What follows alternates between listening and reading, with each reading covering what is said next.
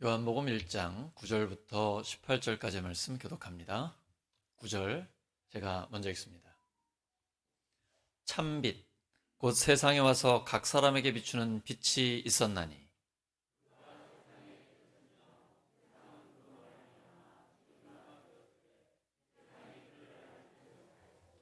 자기 땅에 오매 자기 백성이 영접하지 아니하였으나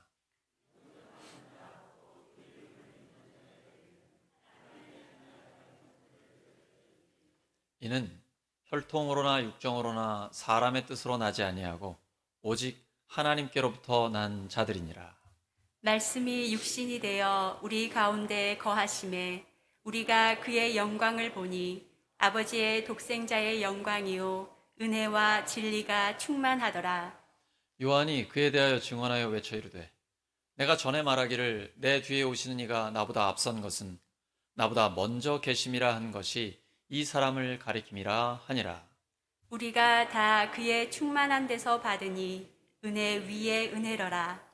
율법은 모세로 말미암아 주어진 것이요 은혜와 진리는 예수 그리스도로 말미암아 온 것이라.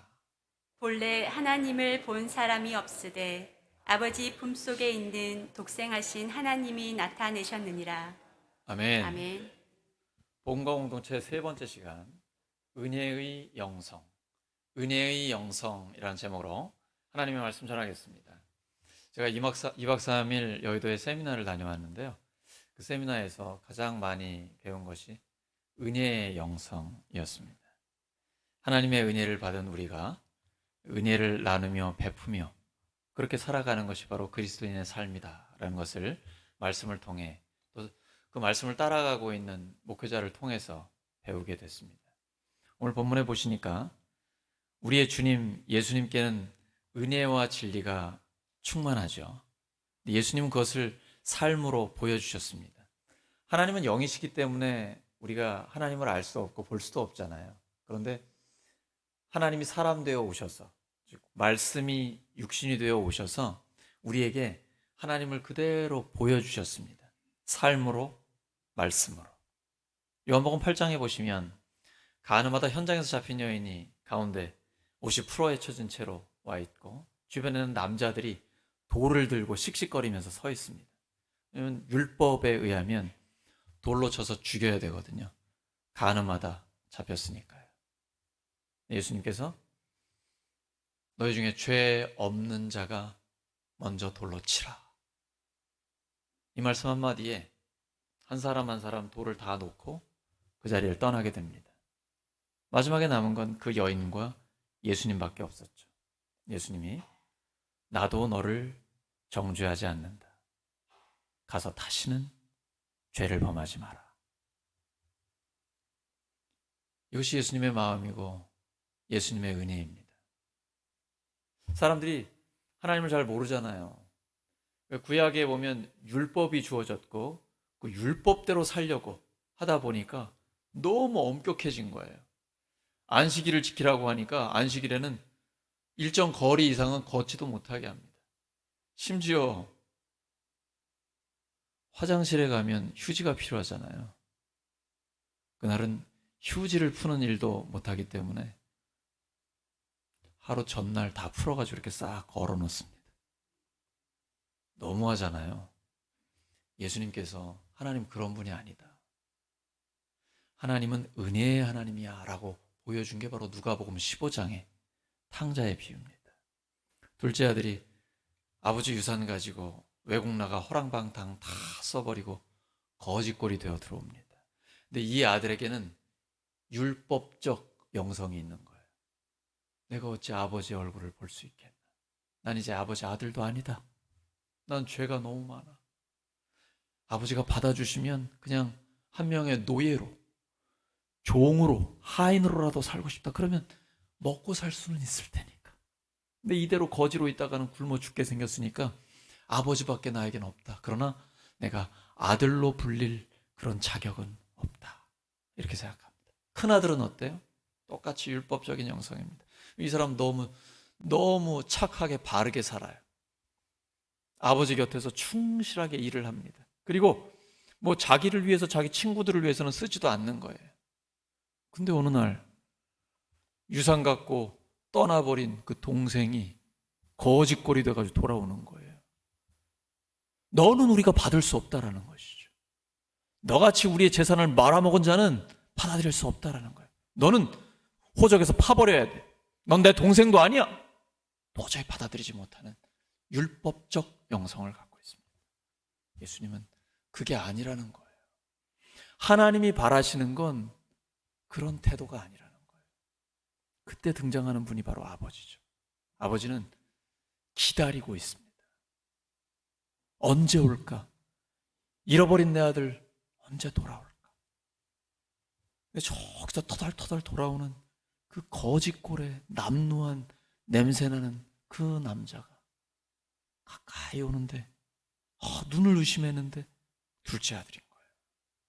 그때 얼싸안고 춤을 추며 잔치를 벌여라, 송아지를 잡아라, 가락지를 끼워라, 옷을 입혀라.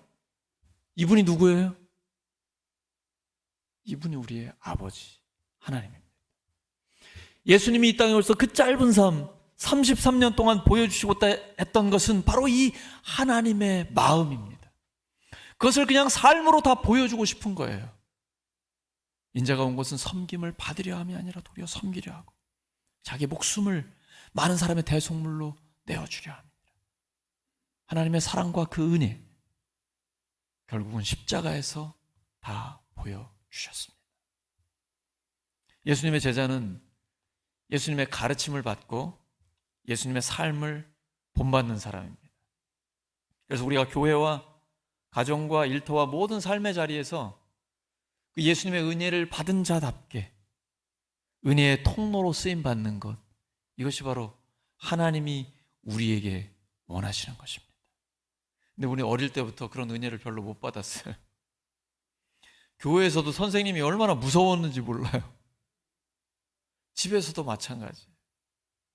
이래야 돼. 신앙생활은 이렇게 해야 돼. 너무 무서운 거예요. 부흥회도 어떤 자리에서도. 그러다 보니까 우리가 하나님의 은혜를 성경에서는 읽고 있는데 교회에서 또 가정에서 사람들에게는 잘 받지 못한 거예요. 은혜를 받지 못하면 은혜가 뭔지 모르기 때문에 나도 은혜를 끼칠 수가 없는 것이죠.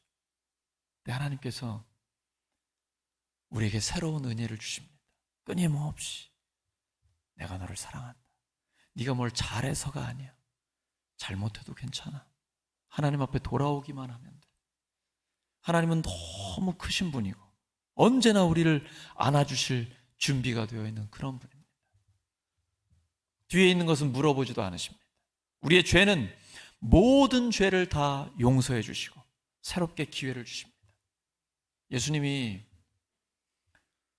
돈 받고 팔아버린 가룟 유다 알고 계셨습니다. 미리 알고 계셨어요.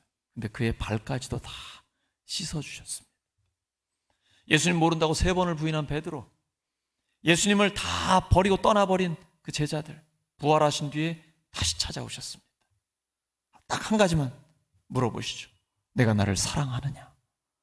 그거 확인하고는 다시 기회를 주며 내 어린 양, 내 양을 먹이고 치라고 기회를 주십니다. 예수님의 은혜는 한량이 없습니다. 이것이 성경을 통해 우리에게 주시는 그 하나님의 말씀이요 하나님의 마음입니다. 이제는 우리가 그러한 은혜의 사람으로 살기를 예수 그리스도의 이름으로 축원합니다. 은혜가 풍성한 교회와 가정과 공동체가 되기를 예수 그리스도의 이름으로 간절히 축원합니다. 옆 사람 축복해 주시기 바랍니다. 은혜의 영성으로 사시기 바랍니다.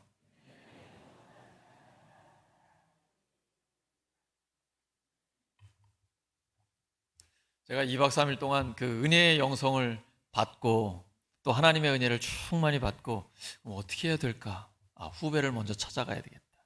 내려오는 길에 대전 인동교회에 잠깐 들렀습니다. 제 친구가 목회하는 교회이기도 하고 또 우리 교회에 있다가 지금 그곳으로 가서 한 10개월 됐죠. 김영환 전도사님이 거기서 지금 청소년 교회 또 청년부를 담당하고 있습니다. 그래서 오랜만에 만나서 함께 이야기도 나누고 또 눈물 짓기도 하고 제가 축복기도 해주고 그렇게 왔습니다. 김영환 전사님이 이제 내년 봄이면은 목사 안수를 받게 됩니다. 근데 목사 안수 받기 전에는 울산에 꼭 한번 와야 돼요. 사역한 교회에 와서 담임 목사한테 그 도장 받는, 결제 받는 게 있거든요. 그래서 제가 먼저 찾아가서 같이 인사 나누고 축복기도 했습니다. 너무 좋더라고요. 우리가 우리의 후배, 우리의 다음 세대, 우리 성도들, 가족, 자녀, 손들, 우리가 먼저 은혜로 다가갈 때에 이제 은혜로 우리에게 다가오게 됩니다. 예수님께서 우리에게 주신 황금률이죠. 남에게 대접을 받고자 하는 대로 너희도 남을 대접하라. 다른 사람에게 은혜를 받기 원하면 내가 먼저 은혜를 베풀어야 합니다. 그러면 은혜가 계속 주고받고 털고 돌아 선순환이 되는 것이죠. 우리 교회, 가정, 학교, 모든 삶의 자리, 일터까지도 은혜로 충만한 자리가 되는 것입니다. 근데 안타깝게도 한국 교회는 생명을 위한 복음의 관점에서 개인 영혼 구원에 과도하게 집중이 되어 왔습니다. 근데 하나님은 한 사람 구원하는 여기에 머무시는 게 아니라 우주보다 크신 분이기 때문에 모든 것을 구원하시는 분입니다. 고장난 우주를 구원하시려면 우주보다 크셔야 되잖아요. 그분이 우리의 하나님입니다. 그래서 나 한 사람, 한 영혼 구원받는 것이 너무나 소중하지만 거기에 머물지 말고 큰 하나님을 본받는 우리가 되기를 원합니다. 그게 예수님이 보여주신 삶입니다. 그래서 이제 우리는 구원받은 하나님의 자녀로서 이 세상에서 어떻게 사느냐, 여기에 더 집중을 해야 됩니다. 그동안에는 중생과 칭의, 그러니까 예수님을 믿고 거듭나 하나님의 자녀로서 새롭게 살아가는 삶, 또 하나는 하나님께서 너는 의롭다라고 인정해 주시는 이 칭의에 많이 집중을 했었는데, 이제부터는 우리 교단 이름이 뭐죠? 우리 교단 이름이 성결입니다. 성결한 삶, 하나님이 보시기에 거룩하고 구별된 깨끗한 삶, 또 하나는 성화, 점점 더 거룩해지는 것, 점점 더 예수님을 닮아가는 겁니다. 그래서 우리의 마음이 예수님을 닮아가고 우리의 말과 행동과 결정이 점점 더 예수님을 닮아가는 것, 이것이 하나님께서 우리에게 원하시는 것입니다. 예수님을 믿고 살아가면서 가장 기쁜 것이 무엇입니까? 가장 보람된 것이 무엇입니까? 내가 예수님을 믿고 개인적으로 성장하는 것입니다. 다른 누구도 다른 무엇도 아니고 바로 내가 죽는 그 순간까지 점점 더 예수님을 닮아가는 것입니다. 겉사람은 늙어지나 속사람은 날로 새롭도다. 보통 권사님들이 이 말씀 들으면 굉장히 좋아하시는데, 겉사람은 늙어지는 건 어쩔 수 없죠. 그러나 속사람은 날로 새로워지는 겁니다. 내 안에 상처가 있다면 하나님 치유해 주시고, 막힌 담이 있다면 허물어 주십니다. 예수님의 십자가의 보혈과 부활의 능력이 얼마나 능력이 있습니까? 예수님을 믿게 되면 하나님과 나 사이가 관계가 회복이 됩니다. 그리고 사람과 사람의 사이가 관계가 회복이 돼요. 뿐 아니라 돈, 모든 물질, 자연 환경과 나와의 관계도 회복을 시켜주십니다. 이것이 바로 예수님의 십자가와 부활의 능력입니다. 불가능은 없습니다. 하나님께는 모든 것이 가능합니다. 그래서 우리가 예수님의 하나님 나라의 복음, 복음에 합당한 삶에 더 집중해서 어떻게 하면 예수님처럼 살아갈 수 있을까? 기도하며 나아갈 때 하나님께서 우리를 그렇게 만들어 주십니다. 예수님 우리에게 말씀하십니다. 내가 너희를 세상에 보냈다라고 말씀하십니다. 예수님 믿고 구원받은 우리가 이제 예배드리고 하나님의 은혜를 깊이 경험하면 그 다음에는 세상으로 보내져서 그 세상 가운데서 그 은혜의 통로로 쓰임받게 되는 것입니다. 우리가 사도행전을 묵상할 때 보면 성령의 충만함을 받아 성령의 운동이 일어나게 되죠. 그런데 교회사를 보면요, 조금 지난 다음에는 교리에 묻히게 됩니다. 교리, 문자에 묻히게 돼요. 그래서 이렇게 믿어야 돼, 신앙생활 이렇게 해야 돼, 이렇게 엄격해지다 보니까 사람들이 굳어져요. 사람을 살리는 게 아니라 오히려 죽입니다. 그래서 바울이 문자는 죽이지만 영은 살린다라고 기록하고 있는 것입니다. 고린도후서 3장 6절입니다. 시작. 그가 또한 우리를 새 언약의 일꾼 되기에 만족하게 하셨으니 율법 조문으로 하지 아니하고 오직 영으로 함이니 율법 조문은 죽이는 것이요 영은 살리는 것이니라. 율법 조문은 우리의 죄를 깨닫게 해줍니다. 그래서 구원받게 해줘요. 거기 머물면 안 됩니다. 구원받은 다음에도 계속 율법적 영성을 가지고 이렇게 해야 돼! 그렇게 하면 안 돼! 이러면 사람 죽이는 겁니다. 굉장히 경직된 관계가 되고 서로를 비난하고 정죄하게 되는 것이죠. 사람이 그렇게 되면 상처받고 힘들어지게 됩니다. 구원받은 다음에는 은혜의 영성으로 들어가야 됩니다.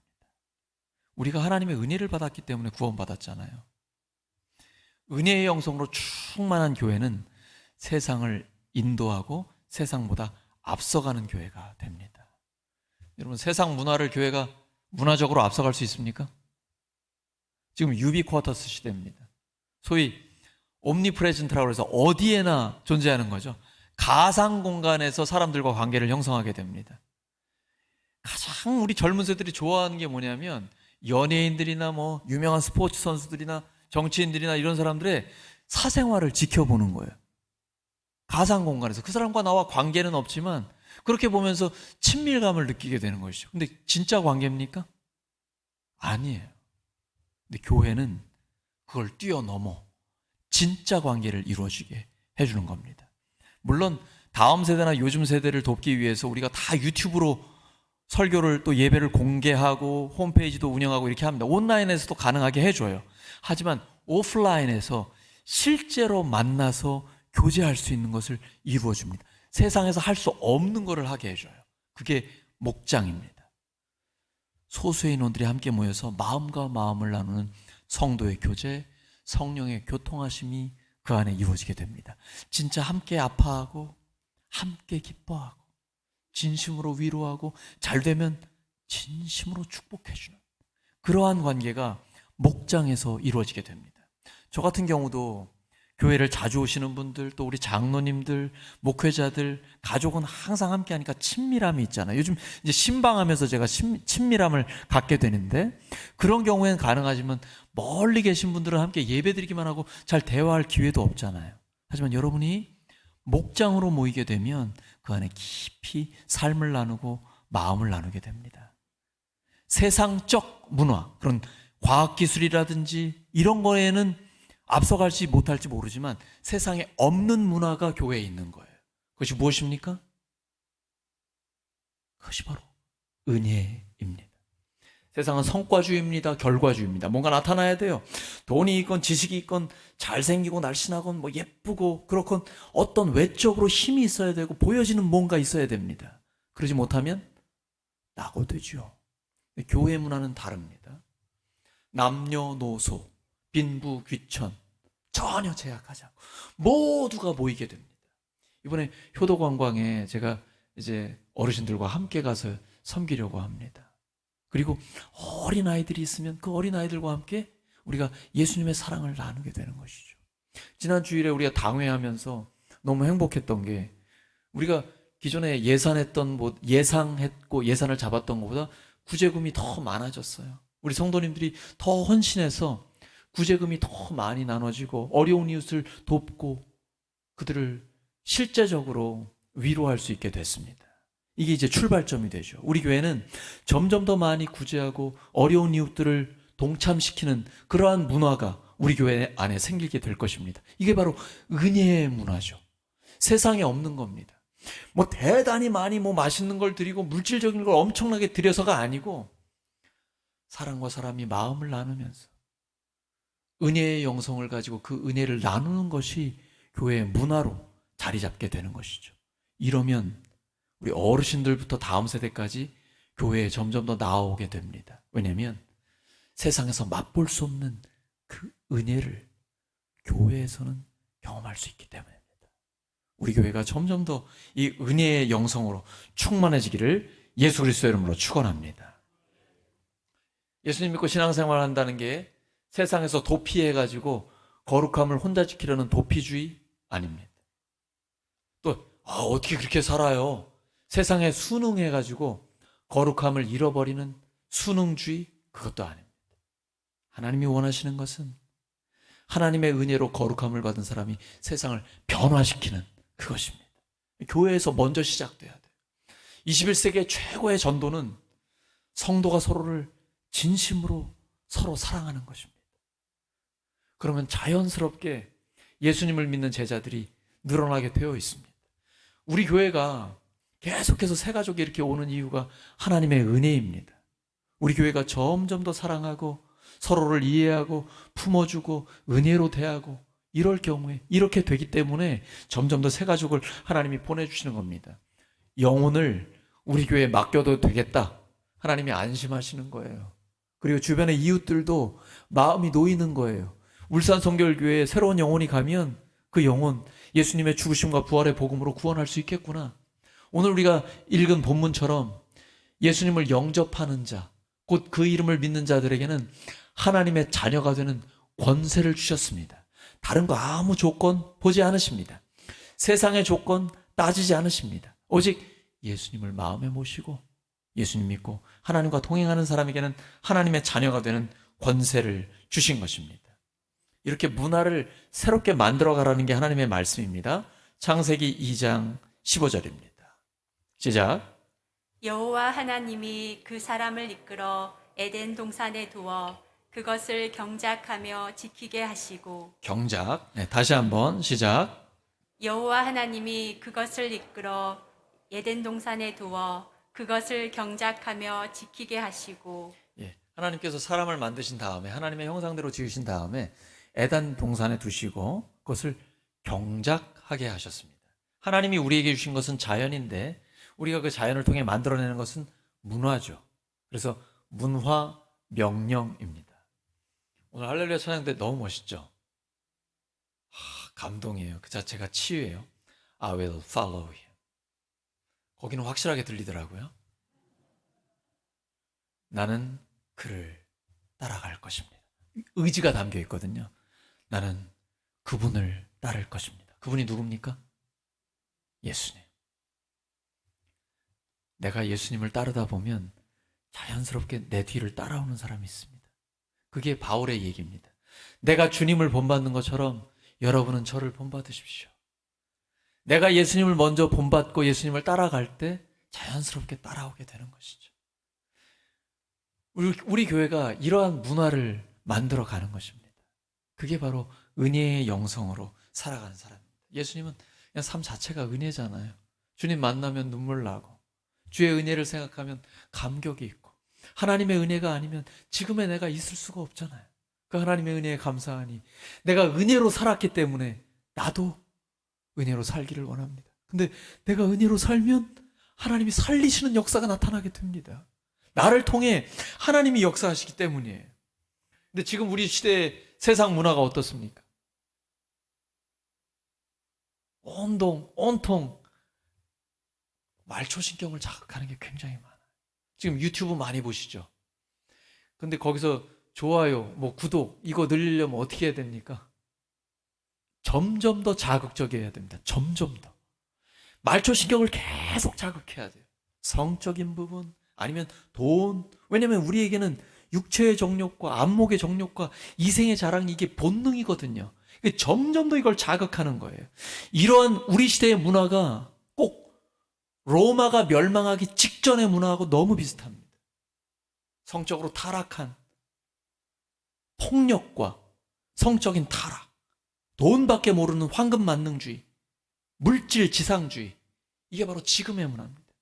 로마는 인류 역사에서 1000년의 제국을 유지했습니다. 그런데 망했어요. 로마는 망하지 않을 것 같았는데 망했어요. 그 직전의 문화가 어떤 문화였습니까? 지금과 동일한 철저히 타락한 문화였습니다. 하나님 우리에게 말씀하십니다. 교회가 새로운 문화를 창조하라는 것입니다. 은혜의 문화를 만들어가라는 것이죠. 그것이 바로 최고의 가치인 하나님의 생각입니다. 그래서 사도 바울이 굉장히 똑똑한 사람이에요. 천재입니다. 배운 것도 정말 많고요. 로마의 말, 헬라 말도, 히브리 말도 능통한 사람이에요. 근데 바울이요, 그 전에 배운 모든 지식을 배설물로 여긴다고 했습니다. 예수 그리스도를 만난 다음에 내가 예수 그리스도를 아는 지식이 최고의 고상한 지식이다. 다른 모든 것들은 배설물처럼 버린다라고 과감하게 얘기해요. 그 정도로 예수 그리스도를 아는 지식이 가장 가치 있는 것입니다. 우리가 걷는 이 길이 가장 의미 있는 길입니다. 이 확신을 가지고 세상 가운데 보여줄 수 있기를 소망합니다. 예수님의 삶과 예수님의 가르침에 꼭 맞는 문화를 우리 교회와 목장과 가정이 만들어낼 때, 그런 방향을 잡고 나아갈 때 이 시대를 이끌어가는 울산 성결교회가 될 것입니다. 많은 교회에 희망을 전해줄 수 있을 것입니다. 성경적 세계관, 성경적 가치관을 가지고 살아가는 이 기독교의 문화는 사랑과 희락의 문화입니다. 화려하고 요란하진 않습니다. 밝고 순결합니다.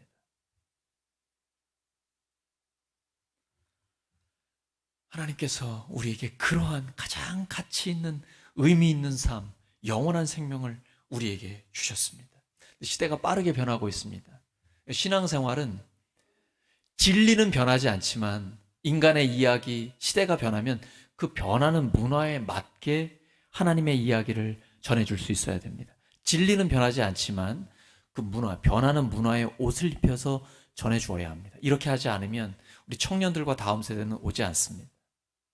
우리는 이 성경을 어떻게 하면 이 시대의 문화에 맞게 전할 수 있는지 끊임없이 하나님 앞에 기도하면서 노력할 때 우리 교회에 계속해서 밝은 미래가 열릴 것입니다. 하나님께서는 우리에게 모든 사람을 구원하기 위해 자신의 생명을 내어주신 예수님의 죽으심과 부활의 복음을 주셨습니다. 이 시대에 필요 없을까요? 물질과 그리고 우주에서 오는 소행성을 지구에서 발사한 그 우주선이 충돌시켜 궤도를 변화시키는 이 놀라운 시대에 진짜 복음이 필요할까요? 눈에 보이지 않는 하나님, 그들에게 필요하겠습니까? 더 절실하게 필요합니다. 여러분, 세상이 아무리 변하고 과학기술이 발달해도 하나님의 진리는 변하지 않습니다. 그리고 하나님의 말씀대로 이루어집니다. 그래서 여러분, 꼭 우리가 함께 기억해야 합니다. 다음 세대 그리고 지금 현대인들에게 하나님의 진리의 말씀과 은혜의 복음이 얼마나 절실하게 필요한지 우리는 알고 있어야 됩니다. 이렇게 발전하고 경제적으로 좋아지는데 자살률이 점점 더 높아집니다. 공허하기 때문이에요. 하나님이 아니면 채울 수 없는 마음의 공간이 있어요. 이거 돈으로 안 됩니다. 쾌락으로 안 돼요. 아무리 화성에 가고 아무리 과학기술이 발달해도 하나님이 아니면 채울 수 없는 인간의 공간이 있어요. 그 공허함을 우리는 채워줘야 합니다. 우리 이제 교회, 한국교회의 역사도 오래됐습니다. 100년이 넘어갔어요. 많은 사람들이 복음을 들었을 것 같지요? 아닙니다, 여러분. 예수님의 죽으심과 부활의 복음을 꼭 전하셔야 됩니다. 듣지 못한 사람이 굉장히 많아요. 전해주면 복음 자체의 능력이 있습니다. 하나님이 하나님의 형상대로 사람을 만드셨는데 하나님의 형상을 죄로 인해 잃어버렸습니다. 이게 지금 여러분 뉴스만 봐도 금방 나오지 않아요? 교회 밖에 한 발자국만 나와도 우리는 금방 알 수가 있습니다. 이 죄의 문제를 누가 해결할 수 있습니까? 죄 없으신 하나님이 사람 되어 오셔서 그 죄를 위해 대신 죽으시고 부활하셔야만 됩니다. 예수님이 그걸 이루어 주셨습니다. 이 예수님을 구원의 주님으로 마음에 모셔드리면 하나님의 자녀가 됩니다. 죄의 용서를 받고 새로운 삶, 가장 가치 있는 하나님의 형상을 회복한 삶을 살게 됩니다. 예수님을 믿는 사람은 하나님이 창조 때에 우리에게 주신 하나님의 형상, 그리고 예수님을 믿고 우리에게 회복된 그 하나님의 형상, 여기에는 그대로 살아가야 합니다. 그런데 죄로 인해 타락한 것은 모두 다 끊어버려야 됩니다. 나는 죄에 대해서는 죽고 하나님께 대해서는 살아있다. 확신 가운데 나아가야 합니다. 그것이 바로 예수님을 믿는 믿음의 삶입니다. 오늘날은 다원주의가 팽배해 있습니다. 모든 종교는 다양한 길이 있지만 정상으로가 진리로 가는 건 하나라고 얘기합니다. 진짜입니까? 요한복음 14장 6절입니다. 요한복음 14장 6절 시작. 내가 곧 길이요 진리요 생명이니 나로 말미암지 않고는 아버지께로 올 자가 없느니라. 유일하신 하나님이 사람 되어 오셨습니다. 그리고 우리를 위해 십자가에 죽으시고 부활하셨습니다. 승천하신 뒤에 성령님을 보내주셨습니다. 그 유일하신 하나님의 유일한 구원의 길은 예수 그리스도밖에 없습니다. 삼위일체 하나님을 기록하고 있는 신약 성경의 저자들은 누가 외에는 전부 다 유대인입니다. 유대인들은 철저히 유일신 하나님을 믿는 사람들입니다. 그런데 그 하나님의 존재 방식이 성부, 성자, 성령이라는 공동체적 실존을 갖고 계신 겁니다. 우리는 이해할 수 없어요. 근데 하나님은 한 분이십니다. 그래서 구원의 길도 하나밖에 없습니다. 이것은 우리가 어떤 독선이라든지 배타적인 것이 아니고 하나님이 주신 정답은 하나밖에 없기 때문입니다. 우리는 이 부분에 있어서는 타협이 불가한 것이에요. 왜? 진리라는 것은 타협할 수 있는 게 아닙니다. 우리가 겸손하게 다양성을 존중해 주긴 하지만 구원의 길은 예수 그리스도밖에 없습니다. 근데 마귀는 이 절대 진리를 부인합니다. 그 결과로 나타난 현상들 중에 하나가 친절한 불가지론입니다. 누구의 종교가 옳은지 아무도 모른다. 그러니 모든 사람의 생각을 다 인정해 주어야 한다. 굉장히 너그러운 것 같죠? 친절한 것 같죠? 21세기의 최고의 이단으로 보시면 됩니다. 교회 밖에 있는 게 아니라 교회 안에 있기 때문에 우리가 더 주의해야 합니다. 왜냐하면 나도 모르게 텔레비전이나 매스미디어를 통해서 우리가 계속 그러한 사상이 주입되고 있는 거예요. 그렇지 못하면 졸렬한 자라고, 아주 배타적이고 자기밖에 모른다라고 이기적이 이렇게 생각하는데 그건 전혀 다른 것입니다. 이 부분에 있어서 소위 친절한 불가지론, 모든 종교, 어떤 종교가 옳은지 모르니 다 인정해줘야 된다라는 이 생각을 우리가 받아들이게 되면 하나님의 절대 진리, 이 절대 기준이 무너지게 됩니다. 소위 사사기에 기록된 대로 자기 소견에 옳은 대로 잘못된 신앙생활을 하게 되는 재앙이 우리에게도 다가오게 됩니다. 그러므로 우리 교회는 하나님의 말씀에 근거하여 하나님의 절대 진리를 선포하고 구원의 확신을 가지고 세상 가운데 분명한 하나님의 말씀의 기준으로 다가가야 합니다. 그러나 겸손하게 그들을 인격적으로 존중하면서도 예수 그리스도의 구원의 길만을 선포할 수 있어야 합니다. 마태복음 6장 19절과 20절입니다. 시작. 너희를 위하여 보물을 땅에 쌓아두지 말라. 거기는 좀과 동록이 해하며 도둑이 구멍을 뚫고 도둑질하느니라. 오직 너희를 위하여 보물을 하늘에 쌓아두라. 거기는 좀이나 동록이 해하지 못하며 도둑이 구멍을 뚫지도 못하고 도둑질도 못하느니라. 오늘날의 사람들을 보면 영적인 것 같은데 종교적이진 않습니다. 뭐 전생이니 내생이니 아니면 미신적인 것들 이런 것들에 관심이 굉장히 많아요. 그런데 실제로 신앙을 갖지는 않아요. 종교에 매이지는 않으려고 합니다. 근데 영적인 것 같은데 굉장히 물질적입니다. 온통 생각을 주도하고 있는 것이 뭔가 물질을 소유하고 싶은 거예요. 이걸 갖고 싶은 거예요. 내가 미래에 이걸 가져야지. 온통 거기에 사로잡혀 있어서 지금의 나도 물질적인 것밖에 생각하지 않습니다. 물질주의는 영적인 삶을 질식시킵니다. 이게 마귀의 전략이에요. 눈에 보이는 것만이 전부라고 얘기합니다. 보이지 않는 하나님은 생각도 하지 않게 합니다.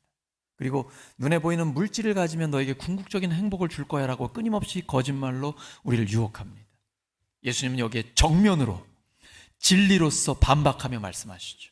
보물을 땅에 쌓아두지 마라. 보물을 하늘에 쌓아두라. 보물을 하늘에 쌓아둔다는 게 뭘까요? 누가복음에 예수님이 구체적으로 말씀하십니다. 구제하는 것이라고 말씀하세요. 그러므로 성도는 이 땅에서 가볍게 살고 하나님이 나에게 주신 것을 나누고 베풀며 사는 것, 이것이 바로 보물을 하늘에 쌓아두는 것입니다. 우리 성도님들이 너무 잘하고 계셔요. 하나님이 기뻐하십니다. 우리 모두가 보물을 하늘에 쌓아두며 살아갈 때에 하나님이 기뻐하시고 우리의 삶에도 점점 더 하나님 나라를 깊이 맛볼 수가 있는 것입니다. 오늘 말씀 정리합니다. 교회가 시대의 문화에 뒤처지게 되면 우리의 다음 세대들은 교회를 떠나게 됩니다. 교회가 시대보다 앞선 문화를 가져야 합니다. 그것은 바로 은혜의 영성입니다. 세상에서 볼 수 없는 은혜가 교회 안에 있는 것입니다. 예수님을 믿는 믿음의 가정에 은혜가 충만한 것입니다. 그냥 눈빛만 봐도 너무 행복해요. 항상 자녀들을 위해, 성도를 위해, 목원들을 위해, 이웃을 위해 기도하고 있기 때문에 그냥 눈가가 촉촉하잖아요. 잘 되면 함께 기뻐하고 안 되면 같이 마음 아파하고, 이런 은혜가 교회에 있기 때문에 우리의 다음 세대들이, 또 우리의 이웃이 교회로 오게 되는 것입니다. 우리는 이러한 은혜의 영성을 가진 거룩한 문화를 교회에 만들기를 원합니다. 은혜의 영성으로 용서하고 품어주고 다시 기회를 주기를 원합니다. 교회와 가정과 일터와 학교와 모든 삶의 자리에서 은혜의 영성으로 하나님께는 영광이요 많은 사람들을 살리는 우리 모두가 되기를 예수 그리스도의 이름으로 축원합니다. 함께 기도합니다. 아버지 하나님, 오늘 은혜의 영성이라는 말씀 주셔서 감사합니다. 저희들 은혜 받은 자로서 은혜의 통로로 쓰임받게 해주시옵소서. 그래서 늘 은혜가 충만한 교회와 가정과 목장과 학교와 일터와 모든 삶의 자리가 될 수 있도록 하나님께서 도와주시옵소서. 예수 그리스도의 이름으로 기도드립니다.